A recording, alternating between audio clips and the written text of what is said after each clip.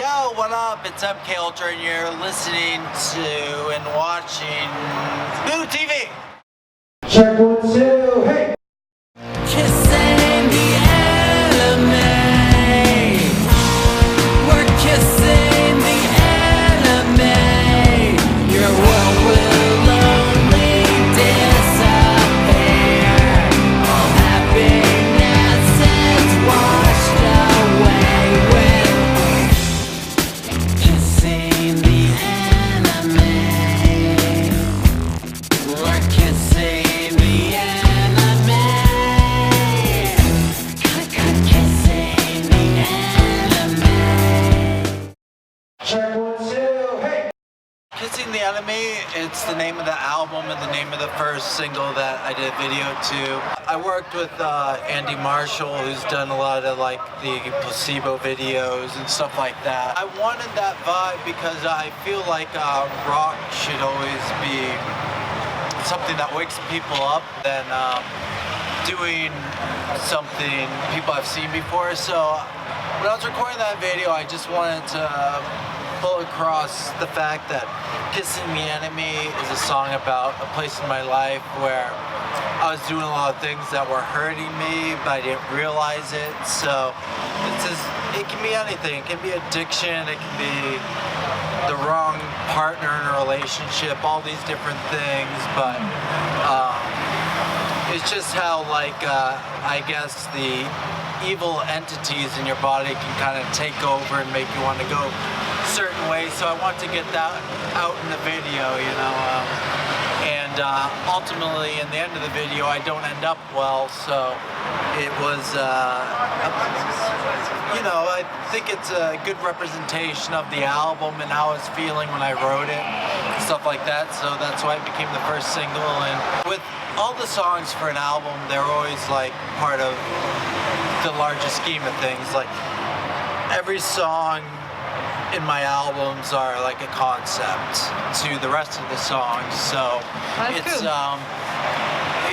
it's a batch of songs that I feel like fit together really well. And Kissing the Enemy kind of sets the tone for all of that, because I feel like in life we all have a tendency to take the way out that feels good rather than the right path that might feel uncomfortable. Every song has its own identity. So in order for me to represent the song, I need to change my identity. So I always try to keep things interesting. My makeup artist slash fuck buddy slash fiance, Alien Girl, does a great job with that as well. So we bounce ideas off each other and shit like that. So it's good having a personal makeup artist. Yeah, and we just enjoy the creative stuff. Like we just like doing photo shoots for the fuck of it a lot of the time, because visual and music goes so hand in hand for me. Check 1, 2, hey! Next single after Kissing the Enemy is Hold On, and that's a song I actually wrote right after I watched my grandmother dying in the hospital. In a lot of ways I feel like she's my mother, because she actually traveled Europe as an artist, drawing stuff and, you know, just being who she was, and she always encouraged me for being who I was, no matter how uncomfortable it may be. Yeah. So it was a very emotional song, but it also is always a reminder of her staying with me although she's passed. Check 1, 2, hey! Healthy Junkies, we wrote a song together. I mean, it's a very political song. We both don't agree with what's going on with each other's governments and shit like that. So we knew it had to be fucking edgy. So, you know, we had this vision of me and Nina riding on a swan, and the swan, of course, is connected to the queen and shit like that. Nice. So, we went to Alexander Park and we literally just fucking were passed out on the swan, and we brought a bunch of knives on the swan, and remind you, it's a family-friendly place. Did you get any weird looks? Oh yeah, we got tons of weird looks. And we did it, and like Nita pushed me into the pond, and I dragged her into the pond, and then we did a bunch of scenes after that, like burning the American flag and the UK flag, because Oh, nice. the song kind of represents anti-America in UK government. Even though we're from different countries, the governments are The same. equally fucked up. So Check 1, 2, hey!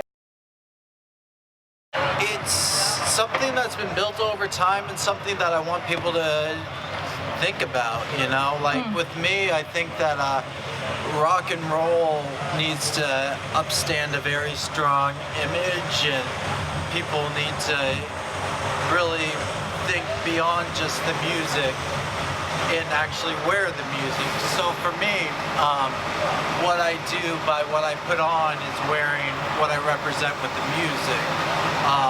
It is genderless, and it's very open to anyone coming in, and that's why I wear a lot of stuff that isn't necessarily like boy clothing, girl clothing, everything like that. I like to mix it up because I feel like that's what rock and roll is all about. It's about combining a bunch of different styles together. Check 1, 2, hey! I fucking love sloths. If I had a pet sloth, I'd probably call it Pookie. Because we actually have a sloth onesie at home, Oh, nice. and You should wear it to a gig sometime. I'm thinking about wearing it because we've actually organized a porn with this sloth. It's called Poke Pookie. So watch out for that porn coming soon. It's called Poke Pookie. Is it coming on Pornhub? Yeah, Nice. Pornhub, definitely. Yeah. Check 1, 2, hey! Red, because red's intense, yet romantic, yet passionate. All the things. It's also like a power color, so Nice. I like red. Black is cool too, but those are my two favorite colors, red and black. So, like, in a bathtub with a bath bomb, I want to be in red so it looks like blood and shit like that. You know, Nice. it's like, that's just a go-to. That relaxes me and makes me feel comfortable with everyday life. Check 1, 2, hey! I don't know how to cook at all. Like, it's to the point where all I know how to do is put some chicken nuggets in the microwave and hope that they warm up. And still they're frozen in the middle half the time. So I don't know how to cook at fucking all. And people on tour have got pretty mad at me for this. So.